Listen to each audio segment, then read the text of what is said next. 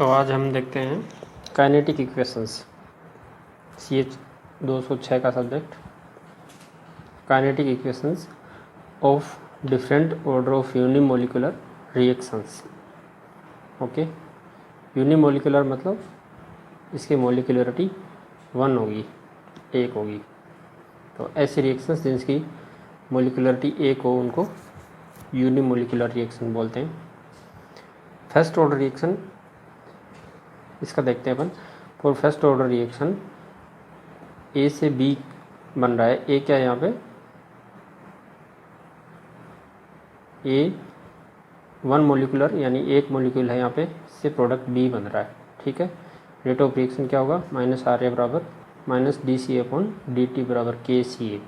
CA की power 1 आएगी क्योंकि यहाँ पे ऑर्डर ऑफ रिएक्शन 1 है यानी फर्स्ट ऑर्डर रिएक्शन है। तो ये अपन जनरल लिखते हैं -RA बराबर KCA, और -RA को अपन ये भी लिख सकते हैं -dCA/dt is equals to KDT, यानी dt को इधर ले गए, CA को नीचे की इधर साइड ले आए। तो यहाँ से इसका अपन इंटीग्रेशन करेंगे, क्या आएगा? CA0 से CA और टाइम t बराबर 0 से इंटीग्रेशन करने पे ये टर्म और ये टर्म इनका टाइम के रेस्पेक्ट और यहाँ पे कंसंट्रेशन के रेस्पेक्ट में इंटीग्रेशन करेंगे तो ये आ जाएगा ln/CA/CA0 बराबर -KT। ओके, यहाँ से CA बराबर CA0 e की पावर -KT ये आ गया। This is for first order reaction. तो ये CA बराबर CA0 e की पावर -KT ये फर्स्ट ऑर्डर रिएक्शन के लिए रेट एक्सप्रेशन आ गया। ओके, आगे देखते हैं अपन इसका।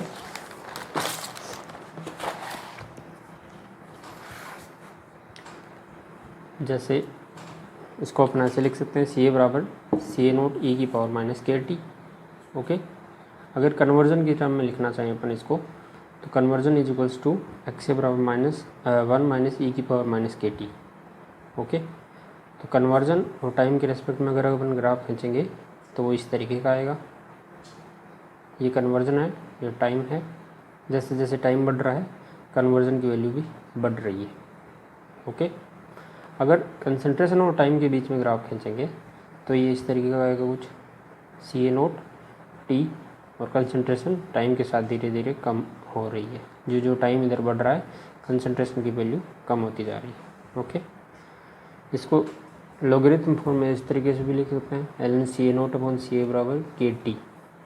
ओके, ln/CA0/CA को CA0 1 - XA बराबर KT।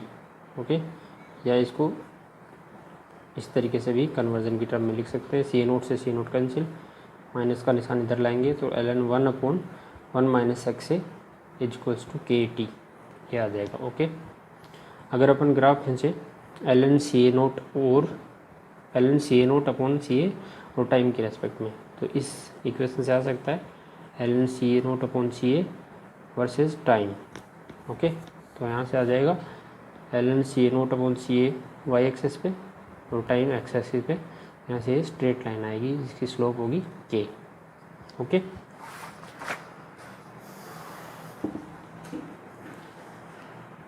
अभी अगर अपन हाफ लाइफ की बात करें तो हाफ लाइफ में क्या आएगा? फर्स्ट ऑर्डर रिएक्शन के लिए हाफ लाइफ ये होगा T½ is equals to 0.693/K। ये कैसे आएगा? इस इक्वेशन में अपन CA बराबर CA0 की पावर बाई 2 यानी हाफ जब कंसंट्रेशन हो जाएगा वो रखेंगे तो आ जाएगा। ओके, अभी zero order reaction. Zero order reaction क्या होता है? जीरो ऑर्डर रिएक्शन के लिए उसी इक्वेशन में -dCA बराबर KDT। ओके, कंसंट्रेशन और जो टाइम का जो अपने पास इक्वेशन थी उसमें क्या लिखेंगे? कंसंट्रेशन और टाइम की जो इक्वेशन थी उसमें ऐसे इंटीग्रेट कर देंगे -dCA बराबर KDT। तो CA0 से CA और 0 से T, तो ये इक्वेशन फाइनल आ जाएगी CA बराबर CA0 - KT। ओके, तो ये लीनियर दोनों में रिलेशन है कंसंट्रेशन और टाइम में। जैसे A से B बन रहा प्रोडक्ट -RA बराबर -dCA/dt और इसको K बराबर लिख देंगे। तो यहाँ से कंसंट्रेशन और टाइम के बीच में इस तरीके का कर्व आ जाएगा, कंसंट्रेशन वर्सेस टाइम, ओके, जिसकी स्लोप क्या आएगी माइनस के, स्लोप इज माइनस के, और वाई एक्सिस पे कंसंट्रेशन, एक्स एक्सिस पे टाइम आ जाएगा, ओके। तो इसको जीरो ऑर्डर रिएक्शन बोलते हैं। इसके लिए अगर अपन हाफ लाइफ लिखेंगे तो क्या आएगा, सी ए की जगह लिख देंगे अपन C A naught by two, okay. तो यहाँ सी ए नोट, यहाँ C A naught by two, तो अगर इसको इधर लाएंगे तो क्या आएगा, C A naught by two equals to के टी हो जाएगा। जब टाइम लिखेंगे तो क्या आएगा, C A naught upon two k. इस रूप में अपन जीरो ऑर्डर रिएक्शन का हाफ लाइफ निकाल सकते हैं। कोई भी इक्वेशन हो उसमें हाफ लाइफ निकालना है तो सी ए को सी ए नोट बाई टू रख देते हैं, ओके। चलते हैं अपन सेकेंड ऑर्डर रिएक्शन के लिए। सेकेंड ऑर्डर रिएक्शंस क्या होती हैं, ए से बी की तरफ और N is equals to two, यानी ऑर्डर सेकेंड है लेकिन यूनिमोलिकुलर है, मोलिकुलरिटी उसकी एक है अभी भी। उसी एक्सप्रेशन में minus D C upon D T को के सी ए स्क्वायर लिखेंगे तो क्या आएगा, minus D C upon C A square is equals to K D T. यहाँ से ये इक्वेशन अपन को प्राप्त हो जाएगी, one upon C A minus one upon C A naught is equals to के टी, ओके। ये फाइनल एक्सप्रेशन अपन को प्राप्त हो जाएगा। अगर अपन वन अपॉन सी ए और टाइम के बीच में ग्राफ खींचेंगे तो कुछ इस तरीके का ग्राफ आएगा, वन अपॉन सी ए और ये टाइम है, ओके। इस टाइम का स्लोप कितना है, के है, और ये इंटरसेप्शन है one upon C A note, ये वाला one upon C A note, और इसका स्लोप हो जाएगा के, ओके। ये आगे का इसका कन्वर्जन के टर्म में है वो अपना नहीं करना, तो वन अपॉन सी ए बराबर one upon C A note plus के टी, अगर ऐसा लिखना चाहें तो, okay.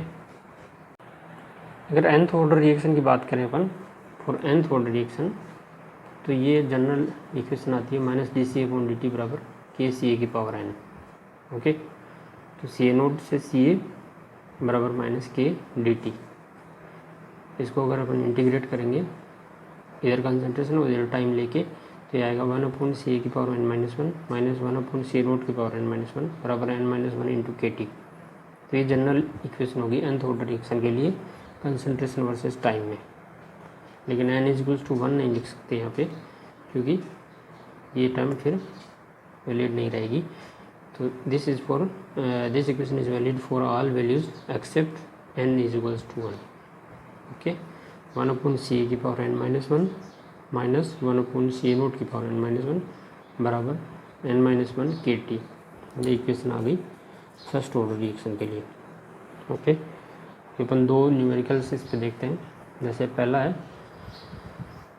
For a first order reaction 30% conversion is achieved in 15 second, what is k in minute in hours. First order reaction के लिए अपन को पता है क्या है, कन्वर्जन दे रखा है एक्स ए और टाइम दे रखा है। तो फर्स्ट ऑर्डर रिएक्शन के लिए एक्स ए की वैल्यू क्या होती है, वन माइनस वन ई की पावर माइनस के टी। यहाँ पे एक्स ए की वैल्यू 0.3 दे रखी है 30%, टाइम दे रखा है 15 सेकेंड, लेकिन अपन को के मिनट में पूछा है इसलिए इस सेकेंड को अपन मिनट में कन्वर्ट कर लेंगे। मिनट में कितना होगा, 15/60, 60 का भाग दे देंगे तो वो मिनट में आ जाएगा। तो 0.3 is equals to one minus e की पावर माइनस के 15/60, यहाँ से के की वैल्यू आ जाएगी वो मिनट में आएगी।